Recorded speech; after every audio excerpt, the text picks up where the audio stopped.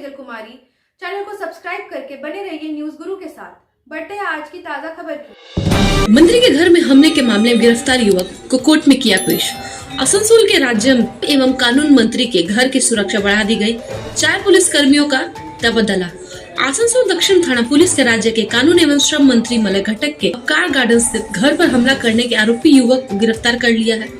गिरफ्तार युवक का नाम विक्की केवड़ा है।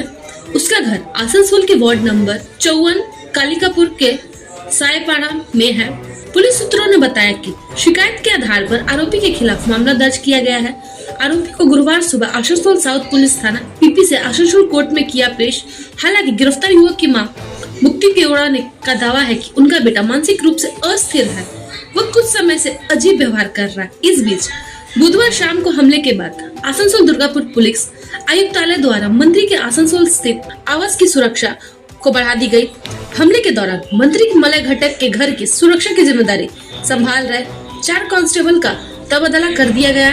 गुरुवार सुबह मंत्री के आवास पर 4 नए कांस्टेबल तैनात किए गए। आज जब दोपहर मलय घटक अपने घर से निकलते समय पत्रकारों से बात करते हुए उन्होंने कहा बुधवार को घटना के समय वो घर पर नहीं। उन्हें खबर मिली कि एक युवक उनके कमरे में घुस आया और घर पे ईंट से किया हमला। पुलिस ने उन्हें गिरफ्तार कर लिया। पुलिस की जांच कर रही है। अभी यह कहना असंभव है कि इसमें कोई राजनीतिक साजिश है या नहीं। इसकी आगे के अपडेट्स के लिए बने रहिए हमारे साथ। ब्यूरो रिपोर्ट न्यूज गुरु आसनसोल। আমি ছিলাম না, আমি শুনেছি যে একজন আমার বাড়িতে ভেতরে সামনের রুমে ঢুকেছিল, টেবিলের কাঁচও ভেঙেছে। পুলিশ তদন্ত করছে, পুলিশের উপর ভরসা আছে, নিশ্চয়ই তদন্ত করে বেরোবে।